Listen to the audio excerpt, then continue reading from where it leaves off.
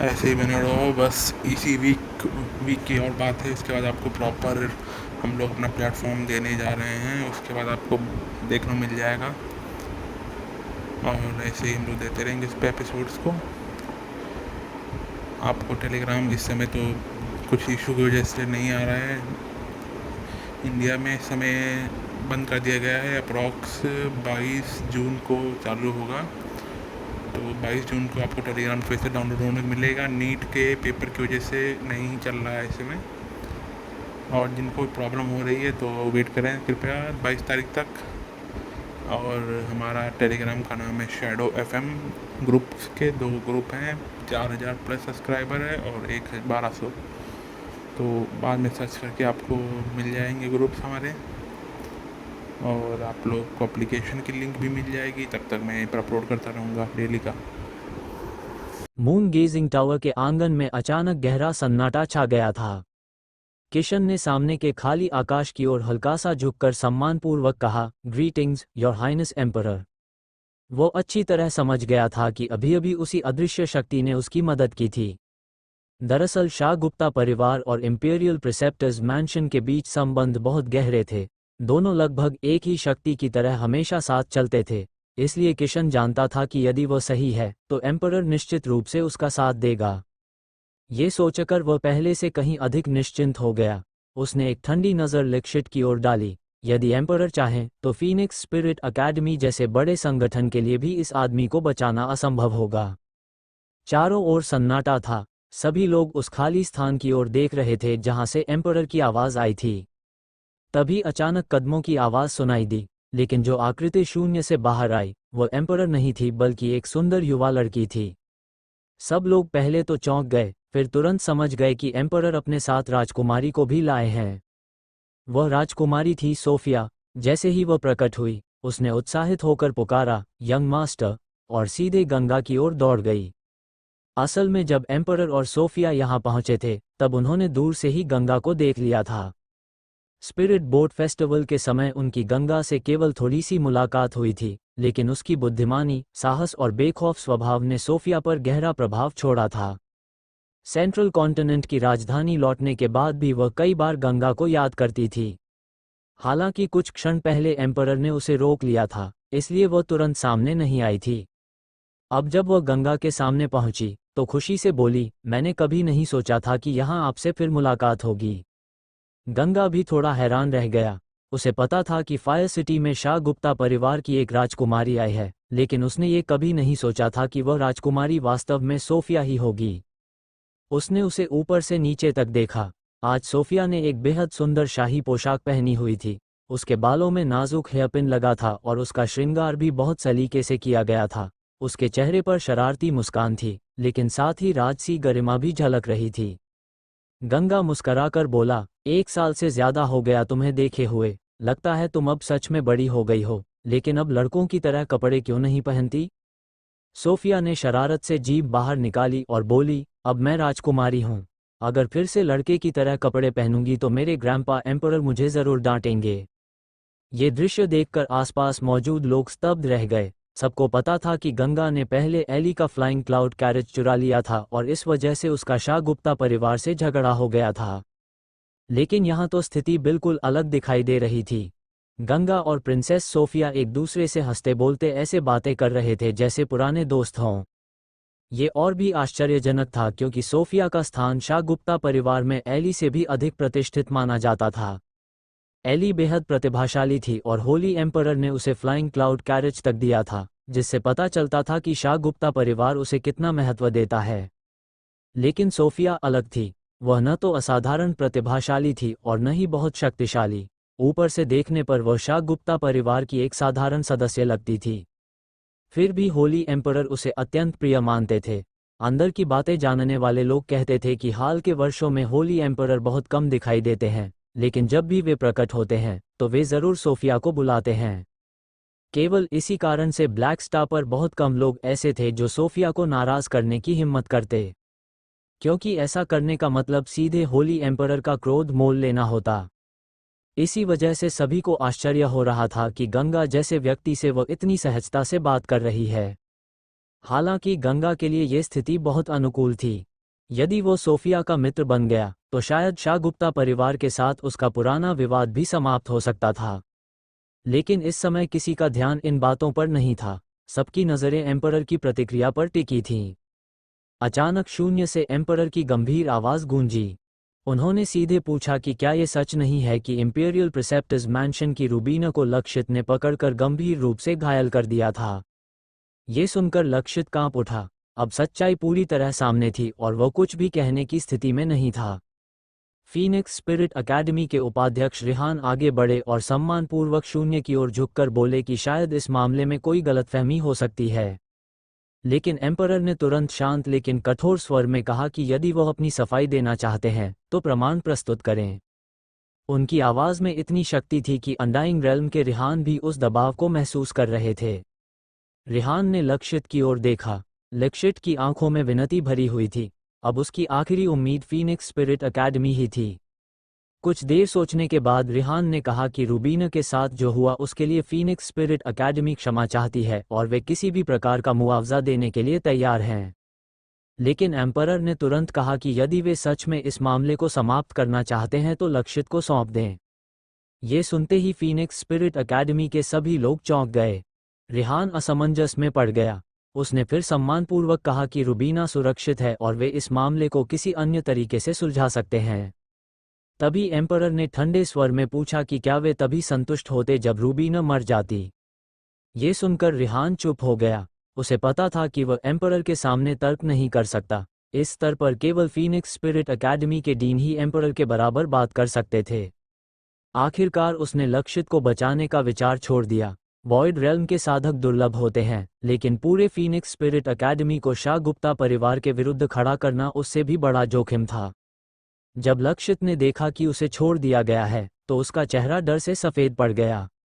उसने तुरंत भागने की कोशिश की और हवा में छलांग लगा दी। लेकिन वो मुश्किल से 3 मीटर ही उड़ पाया था कि अचानक एक अदृश्य शक्ति से टकराकर वापस जमीन पर गिर पड़ा। भारी धमाके के साथ उसका शरीर चूर चूर हो गया और उसी क्षण उसकी मृत्यु हो गई। चारों ओर की इमारतें भी उस शक्ति की लहर से पूरी तरह टूटकर मलबे में बदल गईं। सब लोग स्तब्ध रह गए। एक वॉइड रेल्म विशेषज्ञ को इतनी आसानी से मार दिया गया था। यह अनडाइंग रेल्म शक्ति का अंतर था। लक्षित की मृत्यु के बाद किशन ने फिर से शून्य की ओर झुककर एम्परर को धन्यवाद दिया। इसके बाद एम्परर की आवाज़ फिर गूंजी। उन्होंने घोषणा की कि यह मामला यहीं समाप्त होता है और इंपीरियल प्रिसेप्टर्स मैंशन तथा फीनिक्स स्पिरिट अकेडमी में से कोई भी आगे इसे नहीं उठाएगा। यदि ऐसा हुआ तो वे स्वयं दोनों पक्षों के प्रमुखों से बात करेंगे। दोनों पक्षों ने तुरंत सहमति जताई। फिर एम्परर ने सोफिया को वापस चलने के लिए कहा। लेकिन सोफिया ने शरारती अंदाज में कहा कि वह थोड़ी देर और गंगा के साथ रहना चाहती है। कुछ क्षण की चुप्पी के बाद एम्परर ने एक चिंतित दादा की तरह उसे सावधान रहने को कहा। सोफिया ने मुस्कराकर सिर हिलाया। उसके चेहरे पर 2 छोटे छोटे गड्ढे पड़ गए और उसकी मुस्कान पहले से भी ज्यादा चमक उठी। शून्य फिर से पूरी तरह शांत हो गया। न कोई ऊर्जा की लहर थी, न हवा का झोंका। किसी को ये भी पता नहीं था कि एम्परर सच में जा चुके हैं या अभी भी कहीं अदृश्य खड़े सब कुछ देख रहे हैं। कुछ सेकंड की चुप्पी के बाद जब सबको यकीन हो गया कि एम्परर जा चुके हैं, तब सभी लोगों ने राहत की सांस ली। किशन ने एक बार रिहान की ओर देखा, लेकिन कुछ कहा नहीं। फिर उसने रूबीना और गंगा से कहा कि अब उन्हें चलना चाहिए। हालांकि एम्परर ने साफ कह दिया था कि इस मामले को आगे नहीं बढ़ाया जाएगा, लेकिन रिहान और किशन दोनों समझते थे कि भविष्य में इंपीरियल प्रिसेप्टर्स मैंशन और फीनिक्स स्पिरिट अकेडमी के बीच टकराव होना लगभग निश्चित है। ताकत के लिहाज से इंपीरियल प्रिसेप्टर्स मैंशन थोड़ा कमजोर था, लेकिन उसके पीछे शाहगुप्ता परिवार खड़ा था, इसलिए उसकी स्थिति भी बहुत मजबूत थी। किशन, गंगा, रूबीना और सोफिया के जाने के बाद फीनिक्स स्पिरिट अकेडमी के लोग लक्षित की लाश को उठाने लगे। एक शिष्य ने मून गेजिंग टावर के खंडहरों की ओर देखते हुए असंतोष से कहा कि एम्परर ने बहुत अधिक कठोरता दिखाई और एल्डये को इतनी आसानी से मार दिया। दूसरे शिष्य ने रिहान से पूछा कि क्या वे सच में इस मामले को ऐसे ही जाने देंगे। रिहान ने कड़वाहट से मुस्कराते हुए सोचा कि ये युवा लोग शाहगुप्ता परिवार की असली शक्ति को नहीं जानते और न ही एम्परर जैसे अस्तित्व को समझते हैं। उसने तुरंत आदेश दिया कि आज जो हुआ उसके बारे में कोई भी चर्चा नहीं करेगा, अन्यथा कठोर दंड दिया जाएगा। इसके बाद वह सीधे मून गेजिंग टावर के उस एकमात्र भवन में चला गया जो अब भी खड़ा था। उधर फायर टावर से निकलते समय गंगा के मन में बार बार वही दृश्य घूम रहा था जिसमें एम्परर ने बिना किसी हिचकिचाहट के लिक्शिट को मार दिया था। उनका निर्णय तेज था, निर्णायक था और उसमें किसी विरोध की गुंजाइश नहीं थी। गंगा को पहली बार महसूस हुआ कि असली ताकत कैसी होती है। उसने सोचा कि यदि उसके पास एम्परर जैसी शक्ति होती तो रूबीना को बचाने के लिए इतनी कॉम्प्लेक्स योजना बनाने की जरूरत ही नहीं पड़ती। वह सीधे फायर टावर में घुसकर उसे बचा सकता था। इस सोच ने उसके भीतर शक्ति प्राप्त करने की इच्छा को और भी मजबूत कर दिया। क्योंकि रूबीना गंभीर रूप से घायल थी और उसे उपचार की आवश्यकता थी, इसलिए किशन ने गंगा के साथ लंबी बातचीत करने का विचार छोड़ दिया। चौराहे पर पहुंचकर उन्होंने अलग होने का निर्णय लिया। जाने से पहले किशन ने गंभीर स्वर में कहा कि इस बार वे गंगा के बहुत बड़े ऋणी हैं। यदि भविष्य में कभी उसे मदद की आवश्यकता हो तो वह इंपीरियल प्रिसेप्टर्स मैंशन से सहायता मांग सकता है। गंगा ने सम्मानपूर्वक धन्यवाद दिया और इस उपकार को याद रखने का निश्चय किया। इसके बाद किशन रूबीना को लेकर तुरंत चला गया। जब रूबीना को पता चला कि गंगा जीवित है तो वह खुद के बचने से भी ज्यादा खुश दिखाई दी। उसे लगता था कि गंगा ने उसकी रक्षा करते हुए अपनी जान जोखिम में डाल दी थी। यदि उसकी चोटें इतनी गंभीर न होती तो वह शायद गंगा से अलग होना ही नहीं चाहती। रूबीना के जाने के बाद गंगा और सोफिया शहर के एक रेस्टोरेंट में गए। उन्होंने कोई निजी कमरा नहीं लिया बल्कि बालकनी के पास बैठ गए जहां से फायर सिटी का सुंदर दृश्य दिखाई देता था। सोफिया अत्यंत सुंदर थी और वहां बैठे बहुत से लोग उसे देखने लगे, लेकिन किसी को ये पता नहीं था कि यह साधारण सी दिखने वाली लड़की वास्तव में डिवाइन एम्पायर की राजकुमारी है। कुछ देर बाद सोफिया ने उत्सुकता से गंगा से पूछा कि क्या ये सच है कि उसने एली का फ्लाइंग क्लाउड चैरियट चुरा लिया था और शाही अधिकारियों को भी मार दिया था। गंगा ने बिना झिझक स्वीकार कर लिया कि यह सब सच है। ये सुनकर सोफिया थोड़ी असमंजस में पड़ गई। वह बोली कि एली एक अच्छा इंसान है और गंगा से अनुरोध किया कि भविष्य में यदि उससे मुलाकात हो तो उसे परेशान न करे। गंगा हंस पड़ा। उसने कहा कि एली स्वयं सोल कंडेंसेशन रेल्म का शक्तिशाली साधक है और अगर कोई किसी को परेशान कर सकता है तो वह खुद ही कर सकता है। गंगा ने यह भी कहा कि उसने कभी उसे उकसाया नहीं था बल्कि एली ही उसे मारना चाहता था, इसलिए उसे जवाब देना पड़ा। सोफिया कुछ देर सोचती रही और फिर बोली कि जब वह राजधानी लौटेगी तो अपने भाई से बात करेगी ताकि वह गंगा को निशाना बनाना बंद कर दे। गंगा को पता था कि इससे शायद कुछ नहीं बदलेगा, लेकिन उसने फिर भी मुस्कराकर हामी भर दी। थोड़ी देर बातचीत के बाद गंगा ने पूछा कि वह फायर सिटी किस काम से आई है। सोफिया ने पहले कहा कि यह एक गुप्त मिशन है और वह इसे नहीं बता सकती, लेकिन गंगा ने अनुमान लगाते हुए कहा कि शायद शाह गुप्ता परिवार और फीनिक्स स्पिरिट एकेडमी मिलकर स्वॉर्ड टूम के दानवों का शिकार करने वाले हैं। ये सुनकर सोफिया चौंक गई और धीरे से पूछने लगी कि उसे ये जानकारी कहाँ से मिली। गंगा ने मुस्कराकर कहा कि यह केवल उसका अनुमान था, लेकिन अब उसे लगभग यकीन हो गया था कि यही सच है। यदि फीनिक्स स्पिरिट एकेडमी और शाह गुप्ता परिवार मिलकर स्वॉर्ड टूम पर हमला करते हैं तो वहां के दानवों के पास बचने का लगभग कोई रास्ता नहीं होगा। अंत में वे केवल डेथ स्वॉर्ड डोमेन में भाग सकते हैं। वह स्थान मनुष्यों के लिए बेहद खतरनाक था, लेकिन दानवों के लिए भी पूरी तरह सुरक्षित नहीं था। गंगा को अचानक एहसास हुआ कि वह दानवों की सुरक्षा के बारे में सोच रहा है। फिर उसने खुद से हंसते हुए कहा कि मनुष्यों और दानवों के बीच का संघर्ष उसकी शक्ति से बाहर है, लेकिन एक दानव प्रीतम ने कभी उसकी जान बचाई थी, इसलिए वह उसे यूं ही खतरे में नहीं छोड़ सकता।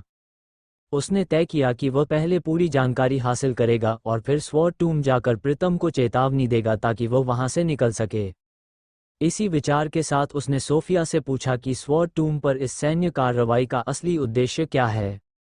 सोफिया ने बताया कि एम्परर को खबर मिली है कि कुछ दानव विभिन्न ठिकानों को जोड़कर मनुष्यों के खिलाफ युद्ध छेड़ने की योजना बना रहे हैं, और जिन दानवों ने ये योजना बनाई है वे स्वॉर्ड टूम में छिपे हुए हैं। इसलिए उनका उद्देश्य पूरे स्वॉर्ड टूम के दानवों का विनाश करना नहीं बल्कि उस विशेष दानव को पकड़ना है जो युद्ध की योजना बना रहा है। एम्परर का मानना था कि जब तक अत्यंत आवश्यक न हो तब तक दानवों का अनावश्यक संहार नहीं करना चाहिए क्योंकि वर्ल्ड में अभी शांति है। गंगा ने गंभीरता से पूछा कि क्या वास्तव में केवल उसी दानव को पकड़ना लक्ष्य है। सोफिया ने बताया कि इस विषय पर कई दिनों से चर्चा चल रही है और एम्परर की राय यही है कि अनावश्यक हत्या से बचना चाहिए।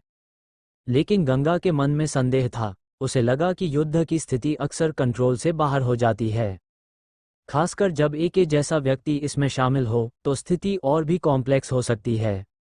गंगा को डर था कि शायद की असली योजना ही यह हो कि मनुष्यों को स्वॉर्ड टूम पर हमला करने के लिए उकसाया जाए ताकि वह स्वयं इस अराजकता से फायदा उठा सके। और संभव है कि दानवों के बारे में जानकारी भी उसी ने जानबूझकर मनुष्यों तक पहुंचाई हो ताकि उन्हें जाल में फंसाया जा सके। गंगा कुछ देर तक गहरे विचारों में डूबा हुआ था।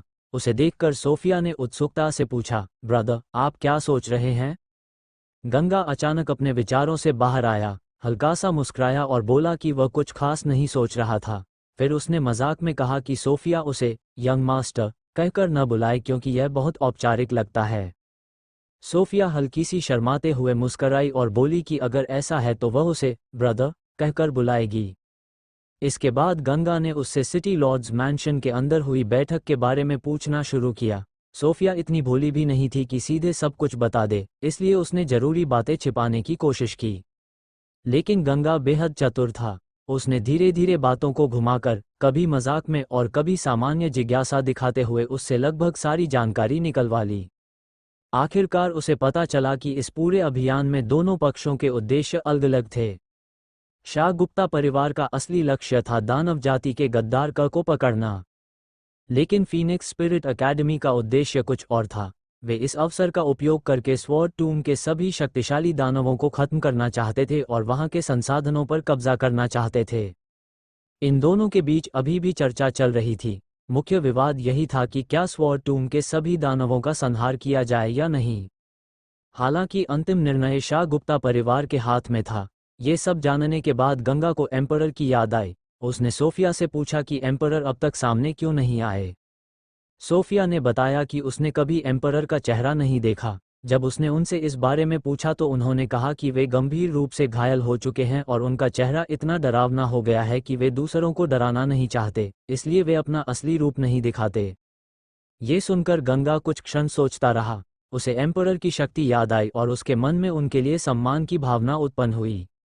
लेकिन उसने ये भी समझ लिया कि चाहे एम्परर कितने ही महान क्यों न हों, वे फिर भी शाह गुप्ता परिवार के सदस्य हैं। और यदि भविष्य में उसका सामना होली एम्परर से हुआ तो उसे शाह गुप्ता परिवार के साथ युद्ध करना ही पड़ेगा। शाम होने लगी थी। गंगा ने सोफिया को सिटी लॉर्ड्स मैंशन तक छोड़ने का फैसला किया। वो इको गार्डन के ज्ञान पलस में वापस चली गई। जैसे ही उसने कमरे का दरवाज़ा बंद किया, बाहर से दस्तक की आवाज़ आई और एम्परर की आवाज़ सुनाई दी। उन्होंने विनम्रता से पूछा कि क्या वे अंदर आ सकते हैं। यह अजीब बात थी कि इतनी महान शक्ति होने के बावजूद एम्परर ने दरवाज़ा खटखटाया। असल में वे दिखाई नहीं देते थे, इसलिए यदि अचानक कमरे के अंदर से आवाज़ आती तो सोफिया डर सकती थी। सोफिया ने दरवाज़ा खोलते हुए मुस्कराकर पूछा कि क्या उन्हें कोई काम है। कमरे के अंदर से एम्परर की आवाज़ आई। उन्होंने पूछा कि आज मिले गंगा के बारे में सोफिया कितना जानती है।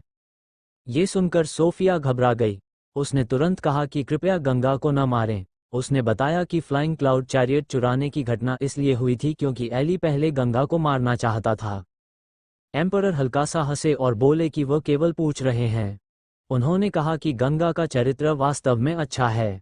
उन्होंने बताया कि किशन ने उन्हें बताया कि स्वॉर्ड टूम की खोज के दौरान जब तलवारों का तूफान आया था, तब गंगा ने रूबीना को बचाने के लिए खुद उस खतरनाक तूफान में कूदकर उसे भागने का समय दिया था।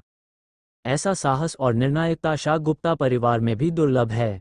ये सुनकर सोफिया ने राहत की सांस ली और मुस्कराकर कहा कि उसे भी गंगा बहुत अच्छा इंसान लगता है। लेकिन एम्परर यही नहीं रुके। उन्होंने कहा कि गंगा केवल चरित्र में ही अच्छा नहीं है बल्कि उसकी प्रतिभा भी असाधारण है। वह केवल 20 वर्ष की उम्र में 2 अलग अलग रेल्म्स को समझ चुका है, शक्तिशाली ट्रू फायर पर कंट्रोल रखता है, स्टार टेक्निक का उपयोग करता है, रहस्यमय बॉडी रिफाइनिंग टेक्निक्स का अभ्यास करता है और उसके पास ऐसे अजीब दानवीय जीव भी हैं जो डिवाइन सेंस से हमला कर सकते हैं। इतनी कम उम्र में इतनी उपलब्धियां बहुत कम लोगों को मिलती हैं। उनके अनुसार गंगा की प्रतिभा, अवसर और शक्ति सभी शीर्ष स्तर की हैं और वह अपने समय के होली एम्परर से भी कम नहीं है। ये सुनकर सोफिया हैरान रह गई, क्योंकि गंगा के बारे में इतनी बातें उसे भी नहीं पता थीं। कुछ क्षण चुप रहने के बाद उसने धीरे से पूछा कि क्या गंगा सच में इतना महान है। एम्परर ने कहा कि शाह गुप्ता परिवार हमेशा ऐसे प्रतिभाशाली लोगों की जानकारी जुटाता है, इसलिए जो उन्होंने कहा वह बिल्कुल सत्य है। सोफिया ने कहा कि फिर भी गंगा शायद होली एम्परर की बराबरी नहीं कर सकता। एम्परर ने उत्तर दिया कि प्रेजेंट होली एम्परर से तुलना नहीं की जा सकती, लेकिन जब होली एम्परर भी गंगा की उम्र में थे, तब गंगा उनसे भी अधिक उत्कृष्ट दिखाई देता है। यदि कोई और यह बात सुन लेता तो उसे ये होली एम्परर का अपमान लगता। लेकिन एम्परर और सोफिया दोनों होली एम्परर के बहुत करीब थे, इसलिए वे ऐसे विचार खुलकर व्यक्त कर सकते थे। सोफिया की आंखों में खुशी झलक रही थी। उसने उत्सुकता से पूछा कि क्या गंगा सच में इतना महान है। एम्परर ने हंसते हुए कहा कि अपनी युवावस्था में भी वह गंगा जितना शक्तिशाली नहीं था। ये सुनकर सोफिया सच में खुश हो गई। फिर अचानक एम्परर ने विषय बदल दिया। उन्होंने कहा कि अगले वर्ष सोफिया 18 वर्ष की हो जाएगी और उस उम्र में लड़की का विवाह होना स्वाभाविक माना जाता है। उन्होंने पूछा कि क्या उसके मन में कोई पसंदीदा व्यक्ति है। ये सुनकर सोफिया चौंक गई और तुरंत मना कर दिया कि वह अभी शादी नहीं करना चाहती। लेकिन एम्परर जैसे खुद से ही बात कर रहे हों, उन्होंने पूछा कि उसे गंगा कैसा लगता है। ये सुनते ही सोफिया का चेहरा लाल हो गया। उसने झेपते हुए पूछा कि वे अचानक गंगा की बात क्यों कर रहे हैं। एम्परर ने मुस्कराकर कहा कि गंगा प्रतिभाशाली है, उसका चरित्र अच्छा है और वह देखने में भी अच्छा है। उनके अनुसार वह सोफिया के लिए बिल्कुल उपयुक्त है। सोफिया ने गंभीरता से सोचने के बाद कहा कि उसे गंगा अच्छा लगता है, लेकिन वह अभी यह नहीं जानती कि वह उससे प्रेम करती है या नहीं। तब एम्परर ने समझाया कि गंगा ने शाह गुप्ता परिवार को नाराज किया है और भविष्य में कोई न कोई उसे नुकसान पहुंचाने की कोशिश करेगा। लेकिन यदि सोफिया उससे विवाह कर लेती है तो शाह गुप्ता परिवार उसे अपना सदस्य मान लेगा और कोई भी उसे नुकसान नहीं पहुंचाएगा। इसके अलावा उसे होली एम्परर से मार्गदर्शन भी मिल सकता है और उसका भविष्य और भी उज्ज्वल हो सकता है। शायद वह 3 फेजेस रेल्म तक भी पहुंच जाए। सोफिया ने कुछ क्षण सोचा और फिर विनम्रता से कहा कि वह अभी इन बातों के बारे में नहीं सोचना चाहती। क्या वे इस विषय पर बाद में बात कर सकते हैं। एम्परर ने स्नेह से मुस्कराते हुए उसकी बात मान ली। लेकिन सोफिया ने एक और अनुरोध किया। उसने कहा कि क्या एम्परर ये सुनिश्चित कर सकते हैं कि शाह गुप्ता परिवार के अन्य लोग गंगा को नुकसान पहुंचाने की कोशिश न करें। एम्परर ने कहा कि वे आदेश तो दे सकते हैं, लेकिन हर व्यक्ति को नियंत्रित करना संभव नहीं है। कुछ लोग गुप्त रूप से गंगा के खिलाफ कार्रवाई कर सकते हैं, और उसकी प्रतिभा इतनी असाधारण है कि शाह गुप्ता परिवार के कट्टरपंथी लोग उसे भविष्य का खतरा मान सकते हैं। ये सुनकर सोफिया चिंतित हो गई। उसने कहा कि राजधानी लौटकर वह एम्परर यू से बात करेगी। एम्परर यू शाह गुप्ता परिवार के एक और इमॉर्टल स्तर के विशेषज्ञ थे और कट्टरपंथी गुट के नेता माने जाते थे। एम्परर ने कहा कि एम्परर यू शायद उसकी बात मान भी लें, लेकिन इसका मतलब यह नहीं कि वे वास्तव में गंगा को छोड़ देंगे। ये सुनकर सोफिया और भी चिंतित हो गई। तब एम्परर ने शांत स्वर में कहा कि हर महान व्यक्ति को जीवन में कठिनाइयों का सामना करना पड़ता है, और शायद शाह गुप्ता परिवार से उत्पन्न ये खतरा ही गंगा की उन कठिन परीक्षाओं में से एक है जो उसे और अधिक शक्तिशाली बनाएंगी। सोफिया से अलग होने के बाद गंगा तुरंत सराय की ओर वापस नहीं गया। अभी उसने रूबीना को बचाया था, इसलिए उसे फीनिक्स स्पिरिट अकेडमी से किसी प्रतिशोध का डर नहीं था।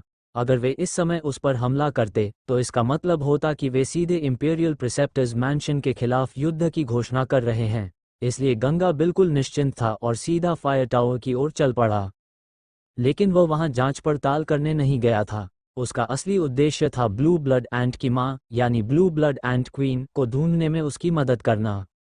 आज लिक्शिट के 3 वॉइड रेल्म दानवीय जीव कहीं दिखाई नहीं दे रहे थे और गंगा को भी नहीं पता था कि वे कहां चले गए। बाकी 2 दानवों पर उसका कोई कंट्रोल नहीं था, लेकिन ब्लू ब्लड एंट क्वीन को ढूंढना उसके लिए जरूरी था।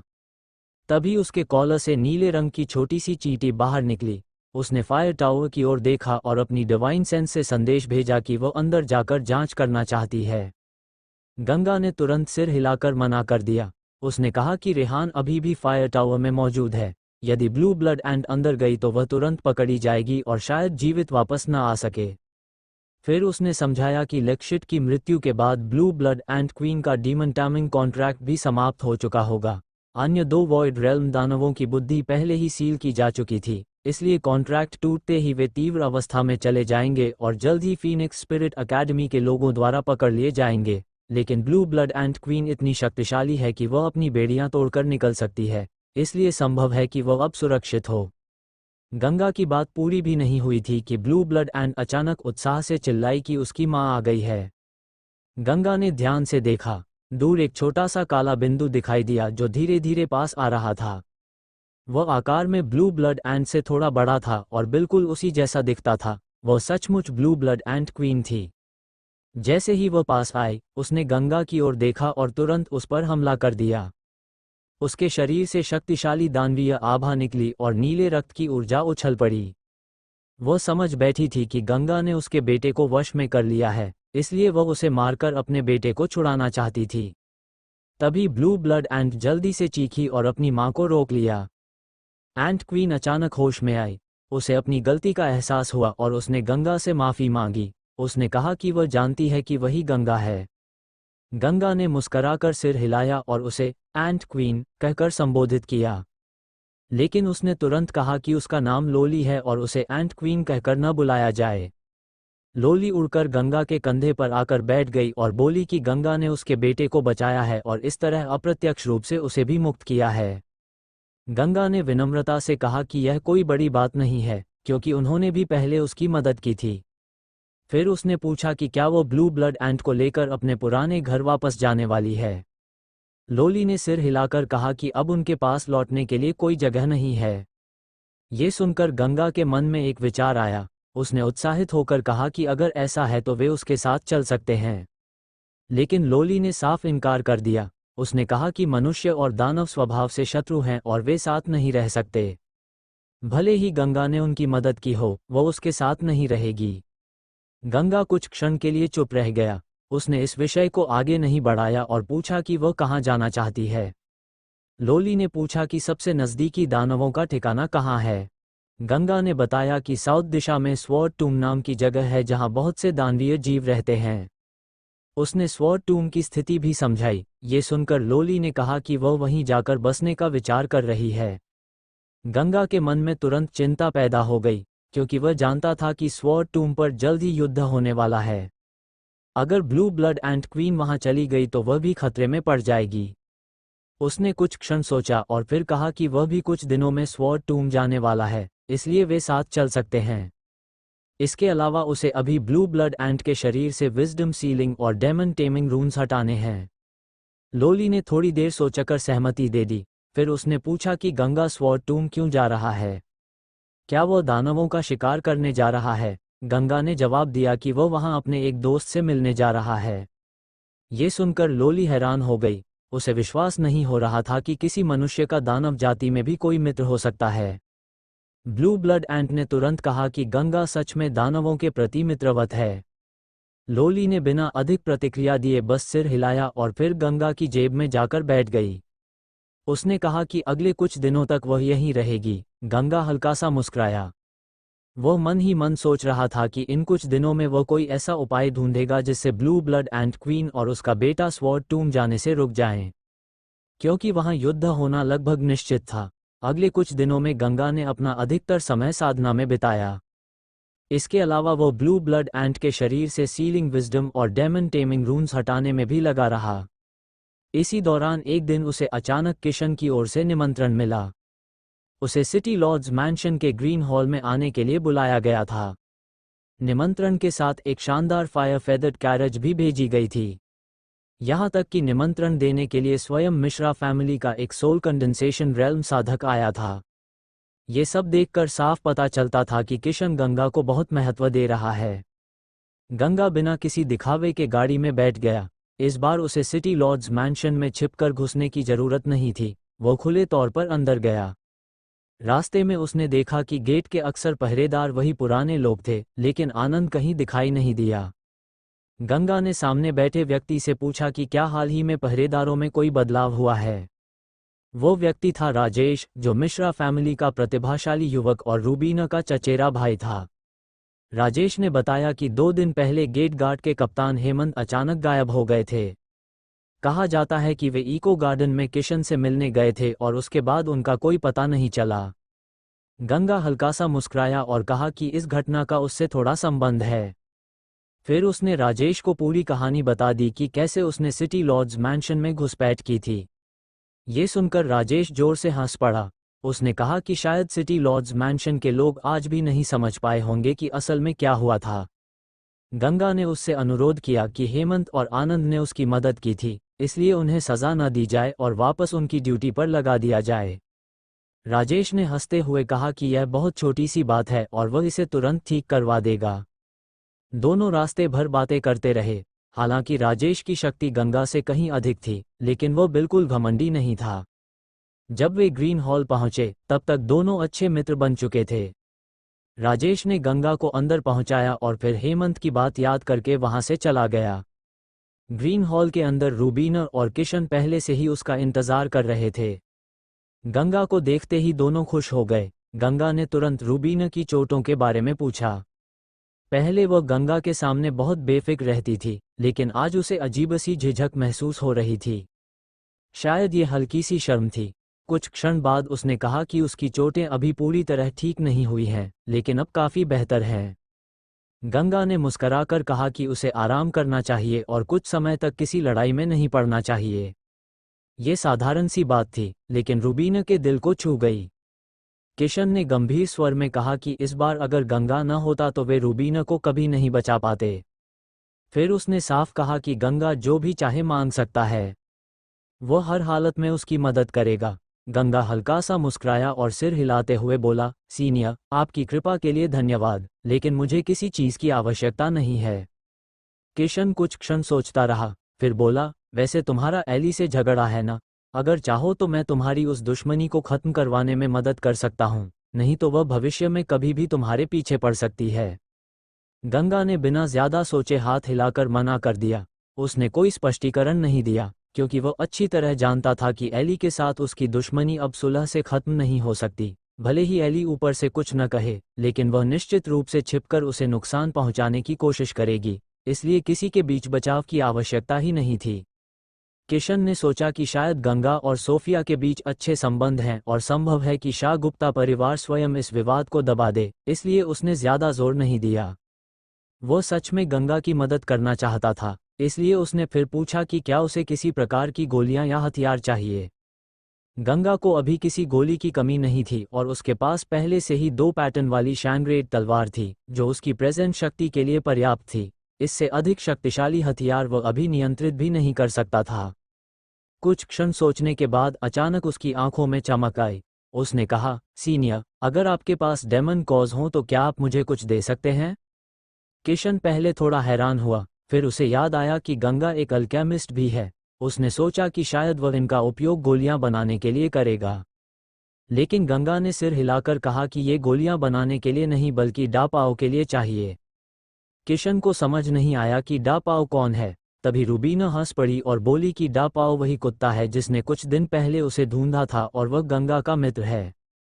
किशन ने तुरंत सिर हिलाया। उसने कहा कि डापाओ ने भी रूबीना को बचाने में बड़ी भूमिका निभाई है, इसलिए उसे डेमन कॉज देना उचित ही है। उसने आश्वासन दिया कि अगले दिन वह ये कॉज भेज देगा। गंगा ने कृतज्ञता से धन्यवाद दिया। थोड़ी देर बाद गंगा ने रूबीना से उसके भविष्य की योजनाओं के बारे में पूछा। रूबीना ने पहले किशन की ओर देखा और कुछ कहने में हिचकिचाई। किशन उसकी भावना समझ गया और किसी बहाने से ग्रीन हॉल से बाहर चला गया। उसके जाने के बाद रूबीना ने बताया कि अब वह अपने परदादा के साथ ही रहेगी और जब यहाँ का काम समाप्त हो जाएगा तब राजधानी लौटेगी। गंगा ने मजाक में पूछा कि क्या वह वापस जाकर एली के साथ विवाह भेंट के लिए जाएगी। रूबीना ने कहा कि उसने पहले ही अपने परदादा से साफ कह दिया है कि वह ऐसा नहीं चाहती। हालांकि अंतिम निर्णय परिवार के मुखिया को लेना होगा, लेकिन उसे उम्मीद है कि वे उसे मजबूर नहीं करेंगे। ये सुनकर गंगा ने संतोष से सिर हिलाया। रूबीना ने अचानक मुस्कराकर पूछा कि क्या गंगा सच में नहीं चाहता कि वह एली से शादी करे। गंगा ने हंसते हुए कहा कि एली उसका दुश्मन है और भविष्य में दोनों के बीच लड़ाई होना तय है। अगर रूबीना सच में उसकी पत्नी बन गई तो फिर वह अपने दुश्मन को कैसे मार सकेगा। ये सुनकर रूबीना ने हल्के से उसे धक्का दिया और कहा कि वह कभी भी एली से शादी नहीं करेगी। फिर वह गंभीर हो गई और बोली कि गंगा को अपने और एली के बीच की दुश्मनी खत्म करने का रास्ता ढूंढना चाहिए, क्योंकि अगर उसने सच में एली को मार दिया तो शाह गुप्ता परिवार उसे कभी नहीं छोड़ेगा। गंगा ने शांत स्वर में कहा कि वह जानता है कि उसे क्या करना है। असल में उसके मन में इससे भी बड़ा लक्ष्य था, एक दिन होली एम्परर को मारना, इसलिए उसके लिए एली का मामला कोई बड़ी बात नहीं था। कुछ देर बाद रूबीना ने पूछा कि नगीना कहाँ है। गंगा ने बताया कि वह अभी भी उसके स्टोरेज रिंग में है। कई बार उसने उसे समझाने की कोशिश की, लेकिन वह अभी भी नारायण के साथ मरने की जिद कर रही है। रूबीना ने कहा कि उसे यहाँ छोड़ दे ताकि वह उससे बात कर सके। गंगा ने नगीना को बाहर निकाल दिया, जो अभी भी ब्लू ब्लड एंट्स के जहर से लकवाग्रस्त थी, और फिर वो सराय लौट गया। जब वो सिटी लॉर्ड्स मैंशन के मुख्य द्वार से बाहर निकला तो उसने देखा कि आनंद और हेमंत फिर से अपनी ड्यूटी पर लौट आए हैं और शायद उनका पद भी बढ़ गया है। दोनों बेहद खुश थे, लेकिन उन्हें ये समझ नहीं आ रहा था कि अचानक उनके साथ इतना अच्छा कैसे हो गया। अगले दिन किशन ने वादा निभाया और डेमन कॉज भिजवा दिए। इनमें बड़ी मात्रा में शक्तिशाली कॉज थे। डेथ स्टेज स्पिरिचुअल रेल्म के 100 डेमन कॉज, पीक स्पिरिचुअल रेल्म का एक कॉ, सोल कंडेंसेशन रेल्म के कई कॉज और यहाँ तक कि लेट स्टेज सोल कंडेंसेशन का भी एक कॉ। ये देखकर गंगा सचमुच चौंक गया। किशन का उपहार बहुत बड़ा था। वो मजाक में सोचने लगा कि अगर उसे पता होता कि किशन इतना उदार है तो वह खुद के लिए भी कुछ मांग लेता। उसने अधिकतर कॉज अलग रख दिए ताकि डापाओ उन्हें न देख सके, क्योंकि वह लालची कुत्ता तुरंत सब खा जाता। फिर भी उसने डापाओ को कुछ कॉज दे दिए। डापाओ ने उन्हें एक ही बार में निगल लिया। उसके पेट में दानवीय ऊर्जा भर गई और वह आनंदित दिखने लगा। गंगा ने योजना बनाई कि बाकी कॉज धीरे धीरे खिलाकर वह डापाओ को डिवाइन सोल रेल्म तक पहुंचा सकता है। कुछ दिनों तक फायर सिटी में सब शांत रहा और गंगा आराम से साधना करता रहा। इसी बीच ब्लू ब्लड एंट्स के शरीर से सभी सीलिंग रून्स भी हट गए। अब लोली बेसब्र हो चुकी थी। उसने कहा कि अब समय आ गया है कि वे स्वॉर्ड टूम चलें। गंगा ने उसे रोकने की कोशिश की और कहा कि स्वॉर्ड टूम का वातावरण अच्छा नहीं है, इसलिए उसे कहीं और जाना चाहिए। लोली अचानक हवा में उछली और दानवीय ऊर्जा के बादल में बदलकर ह्यूमन रूप धारण कर लिया। वो वॉइड रेल्म तक पहुंच चुकी थी, इसलिए ह्यूमन रूप ले सकती थी। गंगा ने पहली बार उसे इस रूप में देखा। उसका रूप बेहद सुंदर था, काले हल्के वस्त्र, शांत आंखें और एक रहस्यमय आकर्षण। अगर उसे एक शब्द में लिखा किया जाए तो वह सचमुच किसी परी जैसी लग रही थी। लोली ने गहराई से गंगा की आंखों में देखा। उसकी आंखों में हल्की नीली रोशनी चमक रही थी, जैसे वह उसके मन को पढ़ रही हो। गंगा के मन में आवाज गूंजी, यह मास्टर की थी।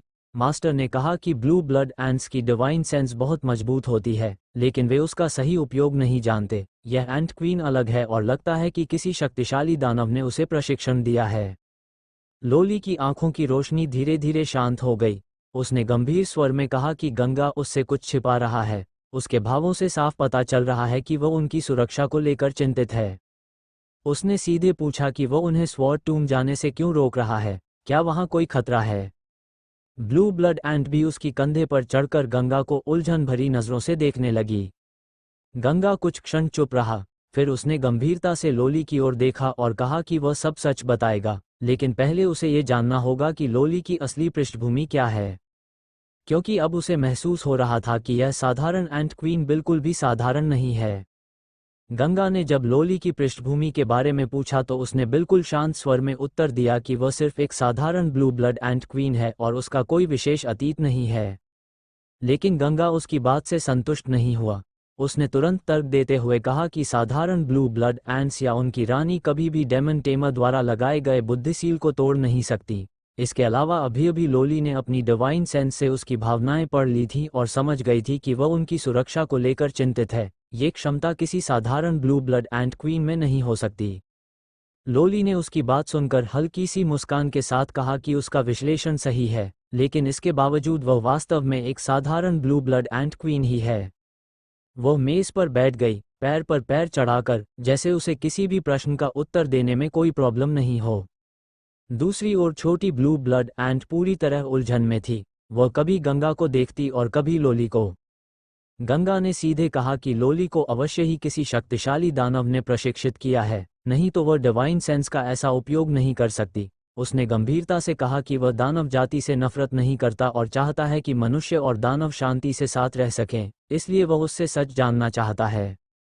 ये सुनकर लोली हंस पड़ी। उसने कहा कि मनुष्य और दानव जन्मजात शत्रु हैं और एक दिन अवश्य ही दोनों के बीच निर्णायक युद्ध होगा जो ये तय करेगा कि ब्लैक स्टार पर किसका शासन होगा, इसलिए शांतिपूर्ण सहअस्तित्व जैसी बातें उसके लिए केवल कल्पना हैं।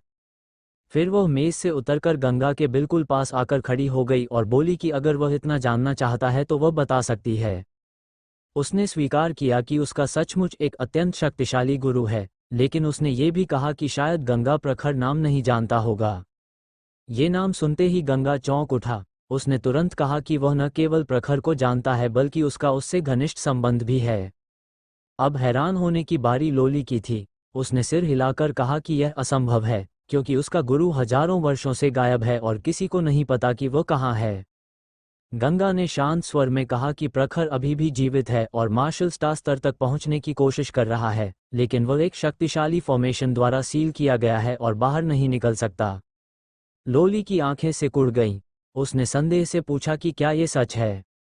गंगा ने दृढ़ता से कहा कि उसे झूठ बोलने की कोई आवश्यकता नहीं है। ये सुनते ही लोली की आंखों में बेचैनी दिखाई दी। उसने जल्दी से पूछा कि उसका गुरु कहाँ है, क्योंकि वह उसे बचाना चाहती है। लेकिन गंगा ने तुरंत मना कर दिया। उसने कहा कि प्रेजेंट स्थिति में कोई भी वहां गया तो प्रखर के लिए खतरा बढ़ सकता है। वह लोली की पहचान पूरी तरह सुनिश्चित किए बिना उसे स्थान नहीं बता सकता, क्योंकि ऐसा करना उसके गुरु को जोखिम में डाल देगा।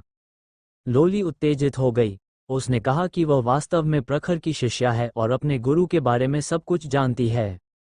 गंगा ने सिर हिलाया और कहा कि प्रखर ने अपना पूरा जीवन मनुष्य और दानवों के बीच शांति स्थापित करने के लिए समर्पित किया था, लेकिन लोली के शब्दों में मनुष्यों के प्रति नफरत भरी हुई है, इसलिए वह उसकी शिष्या जैसी नहीं लगती। लोली ये सुनकर क्रोधित हो गई। उसने कहा कि मनुष्यों ने उसके गुरु को सील किया है, इसलिए उनसे नफरत करना स्वाभाविक है। उसकी दानवीय ऊर्जा अचानक उभर आई और उसने धमकी दी कि अगर गंगा उसे स्थान नहीं बताएगा तो वह उसे मार डालेगी। लेकिन गंगा बिल्कुल नहीं डरा। उसने शांत स्वर में कहा कि यदि वह सच में प्रखर की शिष्या होती तो उसे कभी नहीं मारती, खासकर तब जब उसने उसकी और उसके बेटे की जान बचाई है। उसने ये भी कहा कि यदि कोई अपने उद्धारकर्ता को मार दे तो वह मनुष्यों को नीच और कपटी कहने का अधिकार खो देता है। लोली गुस्से से कांप उठी, लेकिन उसने हमला नहीं किया। कुछ देर बाद उसकी दानवीय ऊर्जा शांत हो गई। फिर उसने असहाय होकर पूछा कि गंगा को क्या चाहिए ताकि वो प्रखर का स्थान बता दे। इस क्षण गंगा लगभग निश्चित हो गया कि लोली वास्तव में प्रखर की शिष्या है। पहला कारण ये था कि उसके पास झूठ बोलने का कोई कारण नहीं था। दूसरा कारण ये था कि वह वॉइड रेल्म की शक्तिशाली दानवीय प्राणी होने के बावजूद बल प्रयोग नहीं कर रही थी। यह वही दया थी जो केवल प्रखर जैसे गुरु की शिक्षा से आ सकती थी। गंगा ने कहा कि यदि लोली यह वादा करे कि वह स्वॉर्ड टूम में नहीं रुकेगी और प्रखर को खोजने नहीं जाएगी, तो वह उसे सब कुछ बता देगा। लोली दुविधा में पड़ गई। वह अपने गुरु को ढूंढना चाहती थी, इसलिए उसके लिए यह वादा करना कठिन था। लेकिन अंततः उसने अपने गुरु की सुरक्षा के बारे में सोचकर सिर हिला दिया और कहा कि वह उसे खोजने नहीं जाएगी। तब गंगा ने उसे प्रखर का स्थान बता दिया। ये सुनते ही लोली चौंक गई। उसने कहा कि प्रखर तो डेमन रिज माउंटेन्स में है, जहां उसकी पत्नी भी रहती थी। क्या उसने उसे नहीं पाया? गंगा ने पूछा कि क्या वो पत्नी seven tailed white fox Allison है।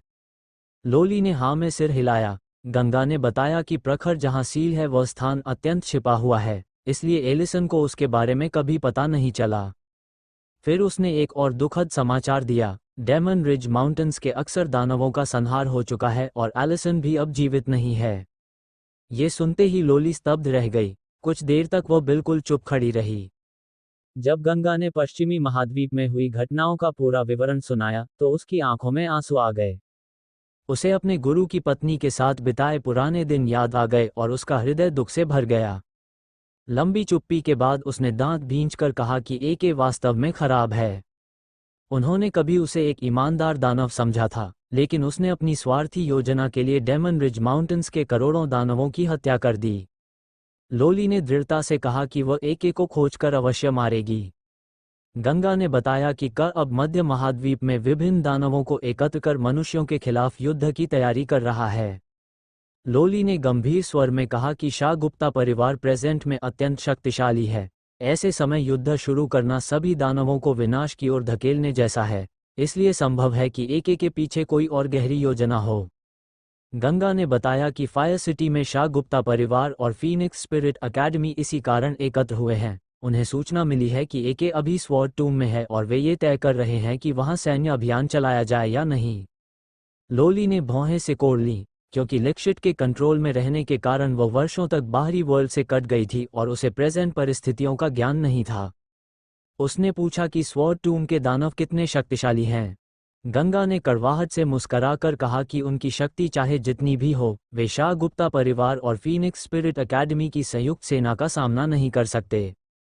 फिर उसने स्वीकार किया कि इसी कारण वह लोली को स्वॉर्ड टूम जाने से रोकना चाहता था, क्योंकि यदि युद्ध छिड़ गया तो वह और उसकी ब्लू ब्लड एंड्स निश्चित रूप से खतरे में पड़ जाएंगी। लोली कुछ क्षण चुप रही, फिर उसने गंगा की ओर देखा और पूछा कि वह स्वयं स्वॉर्ड टूम क्यों जाना चाहता है। गंगा ने बिना झिझक उत्तर दिया, वह वहां अपने एक दानव मित्र को बचाने जा रहा है। गंगा के ये कहने पर कि वह स्वॉर्ड टूम जाकर अपने दानव मित्र को बचाना चाहता है, लोली की आंखों में एक हल्की चमक दिखाई दी। कुछ देर चुप रहने के बाद उसने पूछा कि क्या गंगा को ये डर नहीं है कि स्वॉर्ड टूम में प्रवेश करने के बाद युद्ध में वह घायल हो सकता है। गंगा ने शांत स्वर में उत्तर दिया कि अभी युद्ध शुरू नहीं हुआ है, इसलिए उसे तत्काल कोई खतरा नहीं होना चाहिए। उसने कहा कि उसका उद्देश्य लड़ाई में शामिल होना नहीं है, वह केवल अपने मित्र को समझाकर वहां से निकालना चाहता है। लोली ने कहा कि वह पुराने समय में स्वॉर्ड टूम के बारे में कुछ जानती थी, लेकिन इतने वर्षों में वहां बहुत कुछ बदल चुका होगा। वहां के दानव अब उसे पहचानते भी नहीं होंगे। फिर भी यदि मनुष्य वास्तव में दानव जाति पर हमला करने वाले हैं, तो वह एक दानव होने के नाते चुपचाप नहीं बैठ सकती। गंगा ने असहाय होकर सिर हिलाया। उसने स्वीकार किया कि उसने पहले यह बात इसलिए नहीं बताई थी क्योंकि उसे डर था कि लोली दानवों के साथ मिलकर युद्ध में उतर जाएगी। फिर उसने समझाया कि एम्परर की योजना स्वॉर्ड टूम को नष्ट करना नहीं बल्कि क को पकड़ना है। यदि क को पहले पकड़ लिया जाए तो शायद स्वॉर्ड टूम के दानवों पर आने वाला संकट टाला जा सकता है। लोली ने भौहें सिकोड़ लीं और कहा कि स्वॉर्ड टूम इतना विशाल है कि वहां क को ढूंढना आसान नहीं होगा। गंगा ने थोड़ी देर सोचकर कहा कि वह कोई महान व्यक्ति नहीं है और पूरे स्वॉर्ड टूम की चिंता करना उसके बस की बात नहीं है। उसके लिए इतना ही काफी है कि वह अपने मित्र को बचा सके। लोली ने फिर ज्यादा कुछ नहीं कहा। उसके शरीर से दानवीय ऊर्जा निकली और फिर वापस सिमट गई। अगले ही क्षण वह फिर से अपने दानवीय रूप में लौट आए। वह और छोटी ब्लू ब्लड एंट दोनों गंगा की जेब में घुस गए और बोले कि अब चलने का समय हो गया है। लोली का ये रवैया देखकर गंगा ने भौहें सिकोड़ लीं और पूछा कि क्या वह स्वॉर्ड टूम जाकर क को ढूंढने वाली है। लोली ने बस इतना कहा कि सब कुछ प्रयास पर निर्भर करता है। गंगा उसे समझा नहीं सका। अंततः उसने अपना सामान समेटा और स्वॉर्ड टूम की ओर रवाना हो गया। इस बार रास्ता उसे अच्छी तरह याद था। वह उसी मार्ग से सीधे प्रीतम की गुफा की ओर बढ़ा जहां वह पहले जा चुका था। रास्ते में उन्हें कई सोल कंडेंसेशन रेल्म के दानव मिले, लेकिन जैसे ही ब्लू ब्लड एंड क्वीन की उपस्थिति का आभास हुआ, वे सभी तुरंत पीछे हट गए। आखिरकार वे प्रीतम की गुफा के बाहर पहुंच गए। गंगा ने बड़े पेड़ के तने में बने गुफानुमा द्वार के सामने खड़े होकर आवाज लगाई। अगले ही क्षण अंदर से तेज हवा का झोंका निकला और एक शाही जैसी आकृति बाहर आए। उसके शरीर पर नुकीले कांटे थे। कुछ ही क्षण में दानवीय ऊर्जा फैल गई और वह शाही ह्यूमन रूप में बदल गया। वह छोटा, मोटा और दयालु चेहरे वाला प्रीतम था। उसने गंगा को देखकर पूछा कि वह फिर से क्यों लौट आया है, लेकिन जवाब सुनने से पहले ही उसकी नज़र गंगा की जेब पर पड़ी और वह चौंक उठा। उसे महसूस हो गया कि वहां एक वॉइड रेल्म का दानव छिपा हुआ है।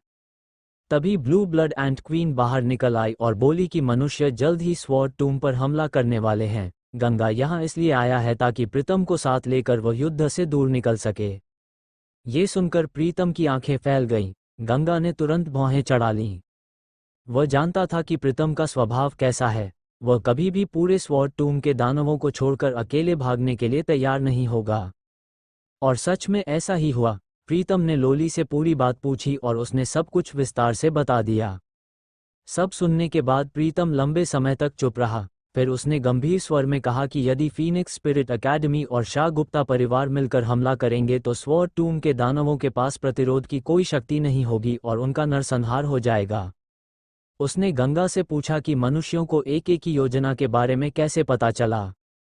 गंगा ने कहा कि उसे पूरी तरह नहीं पता, लेकिन संभव है कि एके ने स्वयं ये जानकारी बाहर पहुंचाई हो। शायद उसका उद्देश्य युद्ध छेड़ना है और संभवतः वह फिर से बड़े पैमाने पर डेमन कॉज प्राप्त करना चाहता है।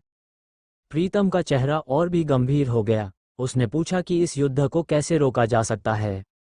लोली ने तुरंत कहा कि यदि क को पकड़कर मनुष्यों के हवाले कर दिया जाए तो युद्ध टल सकता है। ये सुनकर प्रीतम की आंखों में उम्मीद की चमक आई। लोली ने ह्यूमन रूप धारण कर लिया और गंभीर स्वर में पूछा कि क्या वह एके को पकड़ने के लिए उसके साथ चलेगा। प्रीतम ने बिना एक पल गवाए हाँ कह दी। गंगा अवाक रह गया। उसने कहा कि उसका उद्देश्य प्रीतम को युद्ध से दूर ले जाना था, न कि उसे क की तलाश में भेजना। उसने ये भी कहा कि अगर क सच में स्वॉर्ड टूम में है तो उसे ढूंढना ही कठिन होगा, और यदि मिल भी गया तो क्या वे उससे लड़ पाएंगे। लेकिन प्रीतम ने दृढ़ता से कहा कि स्वॉर्ड टूम के दानवों के लिए उसे कुछ करना ही होगा। लोली ने भी कहा कि भले ही वह वहां के दानवों को न जानती हो, लेकिन एक ही जाति होने के नाते वह उन्हें संकट में छोड़कर नहीं जा सकती। गंगा ने सीधे कहा कि यदि किसी के पास महान पर्सन्स जैसी क्षमता नहीं है तो उसे उनके जैसे कार्य करने की कोशिश भी नहीं करनी चाहिए, क्योंकि इससे केवल मृत्यु ही मिल सकती है। लोली ने ठंडी नज़र से उसे देखा और कहा कि ये दानव जाति का मामला है और इसमें गंगा का कोई संबंध नहीं है। प्रीतम ने माहौल शांत करने की कोशिश की और कहा कि गंगा की नीयत अच्छी है, तभी उसने उन्हें ये सब बताया। लेकिन लोली ने उसकी बात अनसुनी कर दी। उसने प्रीतम से कहा कि वह स्वॉर्ड टूम का रास्ता जानता है, इसलिए वही उन्हें क तक ले जाए।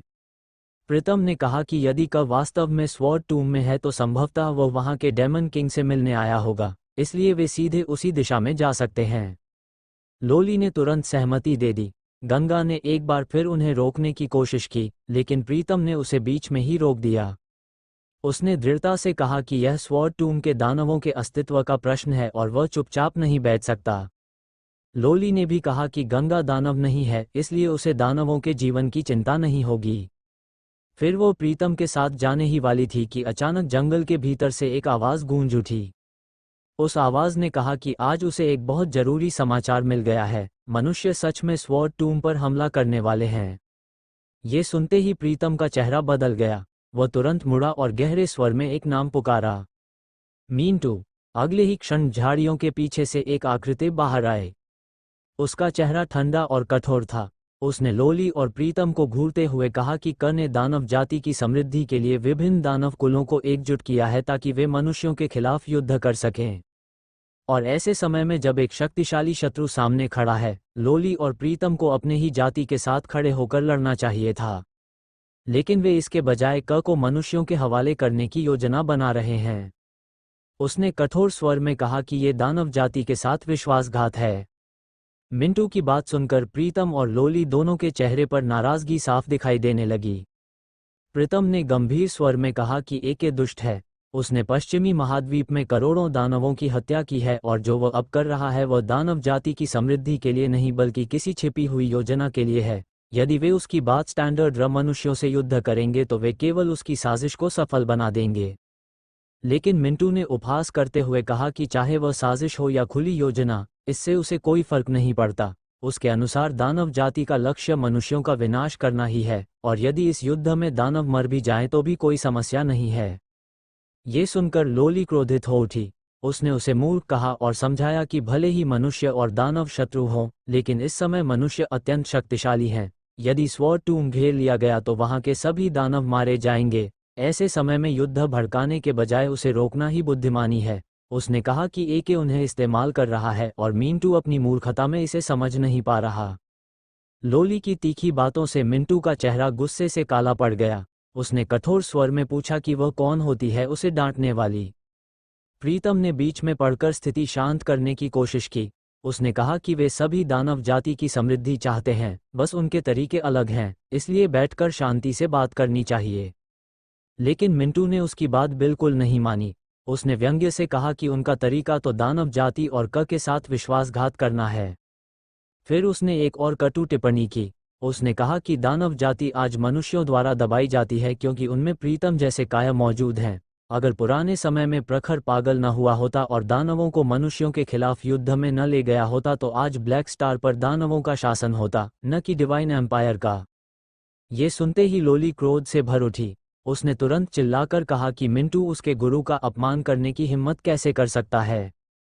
मिंटू ये सुनकर चौंक गया और पूछा कि क्या वह सच में प्रखर की शिष्या है। प्रीतम भी हैरान होकर लोली की ओर देखने लगा। लोली ने सीधे उत्तर नहीं दिया, बल्कि ठंडे स्वर में मिंटू से कहा कि वह तुरंत अपनी बात के लिए माफ़ी मांगे, नहीं तो उसे परिणाम भुगतने होंगे। लेकिन मिंटू ने तिरस्कार से हंसते हुए कहा कि प्रखर भले ही प्रतिभाशाली और शक्तिशाली था, लेकिन वह अपने भ्रम में डूबा हुआ था। वह मनुष्यों और दानवों के सहअस्तित्व का सपना देखता रहा और अंत में उसका परिणाम ये हुआ कि मनुष्य समृद्ध हो गए जबकि दानवों को जंगलों और माउंटेन में छिपकर रहना पड़ रहा है। लोली का धैर्य अब समाप्त हो गया। उसने बिना एक शब्द कहे मिंटू पर हमला कर दिया। मिंटू लड़ना नहीं चाहता था। उसने तुरंत अपने दानवीय रूप में बदलकर जंगल की ओर छलांग लगा दी और भागते हुए कहा कि वे दोनों दानव जाति के गद्दार हैं और वह अभी जाकर डेमन किंग को सब कुछ बताएगा। प्रीतम का चेहरा तुरंत बदल गया। उसने घबराकर उसे रोकने की कोशिश की और कहा कि यदि युद्ध शुरू हो गया तो स्वॉर्ड टूम के सभी दानव नष्ट हो जाएंगे। लेकिन मिंटू ने तिरस्कार से उत्तर दिया कि दानव जाति के लिए मरना बेहतर है, बजाय इसके कि गद्दारी करके जीवित रहा जाए। ये कहकर वह तेजी से जंगल में गायब हो गया। प्रीतम ने तुरंत अपने शाही रूप में बदलकर उसका पीछा किया। लोली भी ब्लू ब्लड एंट क्वीन के रूप में उड़ते हुए उसके पीछे निकल गई। ये देखकर छोटी ब्लू ब्लड एंट भी अपनी मां के पीछे जाने लगी, लेकिन लोली ने मुड़कर उसे रोक दिया। उसने कहा कि वह गंगा के साथ यहीं रहे और फायर सिटी में उसका इंतजार करे। छोटी चींटी उदास होकर रुक गई और अपनी डिवाइन सेंस से मां से जल्दी लौटने की विनती की। लोली ने आश्वासन दिया कि वह वापस आएगी और फिर तीनों वॉइड रेल्म दानव पल भर में जंगल के भीतर गायब हो गए। उनके चले जाने के बाद गंगा कुछ देर तक वहीं खड़ा रहा। उसके मन में निराशा थी क्योंकि इस यात्रा में वह अपने किसी भी लक्ष्य को पूरा नहीं कर पाया था। उसने सोचा कि उसे पहले ही समझ लेना चाहिए था कि लोली और प्रीतम कभी अकेले भागकर अपनी जान नहीं बचाएंगे। हालांकि उसने ये भी माना कि मिंटू पूरी तरह गलत नहीं था, बस उनकी विचारधाराएं अलग थीं। गंगा ने मन ही मन कामना की कि लोली और प्रीतम सच में क को पकड़ने में सफल हो जाएं, क्योंकि यदि युद्ध छिड़ गया तो चाहे मनुष्य केवल क को पकड़ने आए, फिर भी दानव जाति को भारी हानि उठानी पड़ेगी। कुछ देर सोचने के बाद उसने छोटी ब्लू ब्लड एंट से कहा कि अब उन्हें फायर सिटी वापस चलना चाहिए। रास्ते भर छोटी चींटी अपनी मां के बारे में चिंतित रही और बार बार पूछती रही कि क्या लोली सुरक्षित रहेगी। गंगा भी निश्चित नहीं था, इसलिए उसने बस इतना कहा कि शायद सब ठीक रहेगा। यह मामला अब उसके कंट्रोल से बाहर था। दोनों उसी रास्ते से वापस फायर सिटी लौट आए और सौभाग्य से रास्ते में उन्हें कोई खतरा नहीं मिला।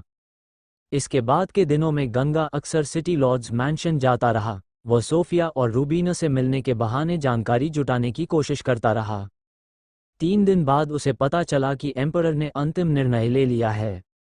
2 दिनों के भीतर सेना स्वॉर्ड टूम पर चढ़ाई करेगी। उनका मुख्य लक्ष्य क को पकड़ना होगा। जो भी रास्ता रोकेगा उसे मार दिया जाएगा, लेकिन स्वॉर्ड टूम के दानवों का अंधाधुंध संहार नहीं किया जाएगा। ये खबर सुनकर गंगा को थोड़ी राहत मिली। कम से कम पूरे स्वॉर्ड टूम का विनाश तो नहीं होगा। लेकिन यदि स्वॉर्ड टूम का डेमन किंग एके की रक्षा करने पर अड़ गया तो युद्ध अवश्य होगा और भारी रक्तपात होगा। इस अभियान के दौरान प्रशिक्षण देने के लिए एम्परर और किशन ने सोफिया और रूबीना को भी साथ ले जाने का निर्णय लिया। गंगा ने किशन से बात की और उसे भी सेना के साथ जाने की इजाज़त मिल गई ताकि वह स्थिति पर नज़र रख सके। 2 दिन बाद फायर सिटी के बाहर विशाल सेना इकट्ठी हुई। केवल फायर सिटी ही नहीं, उसके अधीन सभी जिलों की सेनाएं भी वहां आ गईं। कुल मिलाकर करोड़ों सैनिक जमा हो गए। लोटस अकेडमी के छात्र संख्या में कम थे, लेकिन सभी उत्कृष्ट साधक थे। उनकी संख्या लगभग 2000 थी। इसके अलावा आसपास के अन्य शहरों की सेनाएं भी अलग अलग दिशाओं से स्वॉर्ड टूम की ओर बढ़ने वाली थीं। कुल मिलाकर मनुष्यों की सेना 1 करोड़ से भी अधिक थी। सैन्य शक्ति के स्तर पर बात करें तो वहां 2 इमॉर्टल रेल्म साधक थे, एम्परर और रेहान। इसके अलावा कई शहरों के वॉइड रेल्म शासक और फीनिक्स स्पिरिट अकेडमी के 2 बुजुर्ग भी थे। कुल मिलाकर 15 वॉइड रेल्म विशेषज्ञ सेना का नेतृत्व कर रहे थे। ये शक्ति पूरे डिवाइन एम्पायर की तुलना में भले ही बहुत छोटी थी, लेकिन स्वॉर्ड टूम के लिए यह विनाशकारी थी। जानकारी के अनुसार स्वॉर्ड टूम का डेमन किंग केवल अनडाइंग रेल्म में था और उसके साथ 7 अन्य वॉइड रेल्म दानव थे। ये शक्ति मनुष्यों की सेना की तुलना में बहुत कम थी। गंगा जब अपने फायर फेदर्ड हॉर्स पर बैठकर पीछे फैली करोड़ों सैनिकों की सेना को देख रहा था तो उसके मन में गहरा प्रभाव पड़ा। इतनी विशाल सेना देखकर सामान्य दानव तो बिना लड़े ही डरकर भाग सकते थे, लेकिन उसे पता था कि जैसे ही दानवों को इस सेना की खबर मिलेगी वे भी प्रतिरोध के लिए तैयार हो जाएंगे और तब स्वॉर्ड टूम में एक भयानक युद्ध होगा। इसी सोच में डूबे गंगा को देखकर रूबीना अपने घोड़े को पास लाकर पूछने लगी कि वह क्या सोच रहा है। गंगा ने कहा कि वह सोच रहा है कि इस युद्ध में कितने निर्दोष दानव मरेंगे। रूबीना कुछ क्षण चुप रही, फिर बोली कि यदि क को नहीं रोका गया और वह मनुष्यों और दानवों के बीच युद्ध छेड़ देता है तो उससे भी अधिक मनुष्य और दानव मरेंगे। उनकी बात सुनकर किशन भी पास आ गया। उसने गंभीर स्वर में कहा कि कभी कभी बड़े उद्देश्य के लिए कुछ मनुष्यों और दानवों का बलिदान अनिवार्य हो जाता है, क्योंकि युद्ध में दया और आदर्शों से अधिक महत्व परिणाम का होता है। और अब स्वॉर्ड टूम की ओर बढ़ती हुई इस विशाल सेना के साथ ब्लैक स्टार के इतिहास का एक और निर्णायक अध्याय शुरू होने वाला था। ह्यूमन सेना जब स्वॉर्ड टूम के भीतर प्रवेश कर गई तो उनका मार्च अत्यंत भव्य और अनुशासित था। सबसे पहले वे स्वॉर्ड शीट डोमेन से गुजरे और पूरे रास्ते में उन्हें किसी भी प्रकार का प्रतिरोध नहीं मिला। जब सेना हिडन स्वॉर्ड डोमेन में पहुंची तो कुछ दानव दिखाई दिए, लेकिन जैसे ही उन्होंने दूर से ह्यूमन सेना को देखा वे डरकर तुरंत भाग गए और पास आने की हिम्मत नहीं की। इसके बाद सेना स्वॉर्ड डोमेन में पहुंची। यहाँ स्थिति थोड़ी अलग थी। सेना के किनारों पर चल रहे सैनिकों पर अचानक कई दानवों ने घात लगाकर हमला किया और समूहों में टूट पड़े। इस झड़प में कई सैनिक मारे गए, लेकिन बहुत से दानव भी वहीं ढेर कर दिए गए। स्वॉर्ड टूम में दानवों की संख्या करोड़ों में थी, लेकिन उनमें से अक्सर निम्न स्तर के थे और उनकी बुद्धि भी बहुत कम थी। इसी कारण वे संगठित युद्ध नहीं कर सकते थे। यही वह बड़ा कारण था जिसकी वजह से दानव जाति मनुष्यों के सामने टिक नहीं पाती। मनुष्य जन्म से ही बुद्धिमान होते हैं, जबकि अधिकतर दानव नहीं। कई दिनों की यात्रा के बाद सेना स्वॉर्ड करेज डोमेन तक पहुंच गई। यह क्षेत्र अब स्वॉर्ड टूम के दानवों का मुख्य ठिकाना बन चुका था। यहीं पर स्वॉर्ड टूम का डेमन किंग और अन्य वॉइड रेल्म के दानव रहते थे। इससे आगे बढ़ने पर डेथ स्वॉर्ड डोमेन शुरू हो जाता था। किशन ने आसपास के वातावरण को देखकर धीरे से कहा कि रास्ते में बहुत कम दानव मिले हैं। इससे स्पष्ट है कि डेमन किंग ने सभी दानवों को यहीं इकट्ठा होने का आदेश दिया है ताकि वे सामूहिक रूप से प्रतिरोध कर सकें। गंगा के मन में चिंता उठी। उसे लगा कि शायद लोली और प्रीतम एके को पकड़ने में असफल रहे हैं और स्वॉर्ड टूम के दानव अब उसे बचाने के लिए तैयार हो गए हैं। उसे ये भी नहीं पता था कि लोली और प्रीतम इस समय कहाँ हैं। इसी समय अचानक आकाश से एम्परर की आवाज़ गूंजी। उनकी आवाज़ इतनी शक्तिशाली थी कि लाखों सैनिकों ने एक साथ उसे सुन लिया। उन्होंने आदेश दिया कि सेना तुरंत युद्ध गठन बनाए। आदेश मिलते ही अधिकारियों ने तेजी से निर्देश दिए और विशाल सेना ने पलक झपकते ही आक्रमण और रक्षा दोनों के लिए उपयुक्त युद्ध संरचना बना ली। फिर एम्परर ने आगे बढ़ने का आदेश दिया। सेना की गति अब धीमी हो गई थी, लेकिन उनका उत्साह और भी अधिक शक्तिशाली हो गया था। उनके कदमों की गूंज धरती को हिला रही थी। किशन ने गंभीर स्वर में कहा कि लगभग 50 मील आगे एक पर्वत है। उसे पार करने के बाद उन्हें दानव सेना दिखाई दे जाएगी। जब सेना उस पर्वत की चोटी पर पहुंची और नीचे देखा तो एक विशाल घास का मैदान फैला हुआ दिखाई दिया। उस मैदान के दूसरे छोर पर दानवों का विशाल समुद्र खड़ा था। उनकी संख्या ह्यूमन सेना से कम 10 गुना अधिक थी, करीब सैकड़ों मिलियन। कुछ दानव इतने विशाल थे कि उनकी ऊंचाई 100 मीटर तक पहुंचती थी और वे भीड़ में स्पष्ट दिखाई दे रहे थे। कुछ बहुत छोटे थे, जैसे ब्लू ब्लड एंट्स, जिन्हें दूर से देखना भी मुश्किल था। कुछ और छोटे ऐसे थे जैसे धूल के कण। कई दानव जमीन के नीचे छिपे हुए थे, इसलिए वे दिखाई भी नहीं दे रहे थे। हर आकार और प्रकार के दानव वहां मौजूद थे। उनकी संख्या इतनी अधिक थी कि पूरा मैदान दानवीय ऊर्जा से ढक गया था। हालांकि उनकी संख्या बहुत अधिक थी, लेकिन वे अनुशासनहीन रूप से बिखरे हुए खड़े थे। यदि उनकी दानवीय ऊर्जा आकाश को ढंक न रही होती तो ये भीड़ किसी अव्यवस्थित झुंड जैसी लगती। सबसे आगे 7 ह्यूमन रूप धारण किए दानव खड़े थे। ये सभी वॉइड रेल्म या उससे ऊपर के थे। उनका आकार भले ही पीछे खड़े विशाल दानवों की तुलना में छोटा था, लेकिन उनके शरीर से निकलती दानवीय ऊर्जा कहीं अधिक शक्तिशाली थी। गंगा इतनी दूरी से उनका चेहरा स्पष्ट नहीं देख पा रहा था, लेकिन उनके शरीर के आकार से उसने अनुमान लगाया कि उनमें से एक शायद मिंटू था। ये सोचकर उसके मन में बेचैनी पैदा हो गई। अगर मिंटू वहां था, तो लोली और प्रीतम कहाँ थे? किशन ने विशाल दानव सेना को देखकर गहरी सांस ली और कहा कि अब युद्ध टालना मुश्किल है। मिश्रा फैमिली हमेशा दानवों के साथ शांति की नीति का समर्थन करता था, लेकिन जब युद्ध की स्थिति सामने हो तो उन्हें मनुष्यों के साथ ही खड़ा होना पड़ता है। हालांकि वे आधे दानव रक्त वाले थे, लेकिन उनके शरीर में ह्यूमन रक्त अधिक था और वे स्वयं को मनुष्य ही मानते थे। ह्यूमन सेना पर्वत से उतरकर घास के मैदान में फैल गई। वे धीरे धीरे आगे बढ़ते रहे जब तक कि लाखों सैनिक लगभग 10 मील के क्षेत्र में फैल नहीं गए। फिर सेना रुक गई। किशन ने गंभीरता से रूबीना को चेतावनी दी कि जब युद्ध शुरू हो तो वह सावधान रहे और बिना सोचे समझे आगे बढ़कर वीरता दिखाने की कोशिश न करे। इतना विशाल युद्ध दृश्य देखकर रूबीना स्वयं भी घबरा गई थी और उसने सिर हिलाकर सहमति दी। किशन ने गंगा को भी सावधान रहने को कहा। गंगा ने सम्मानपूर्वक सिर झुका दिया, लेकिन उसकी नज़र लगातार दानव सेना में क को खोज रही थी। उसे उम्मीद थी कि शायद बातचीत से मामला सुलझ जाए और युद्ध टल जाए।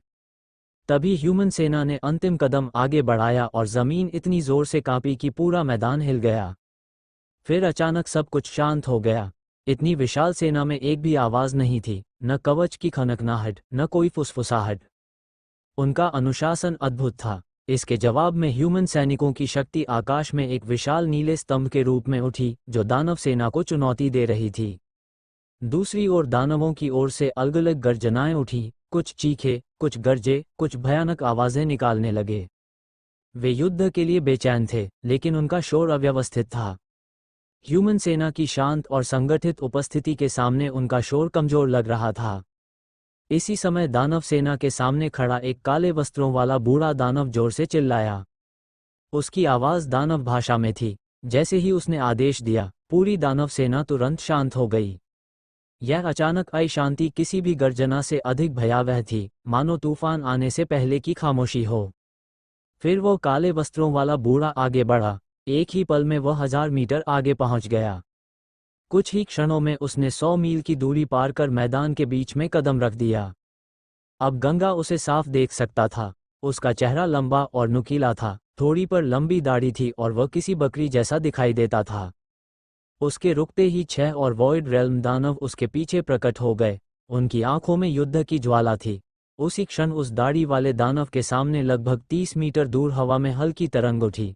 वहां एक ह्यूमन आकृति की धुंधली छाया दिखाई दी। ये संकेत था कि एम्परर वहां पहुंच चुके हैं, भले ही उन्होंने स्वयं को पूरी तरह प्रकट नहीं किया था, क्योंकि यदि वे अपनी उपस्थिति का ये संकेत न देते तो कोई भी यह नहीं जान पाता कि उस समय एम्परर वास्तव में कहाँ खड़े हैं।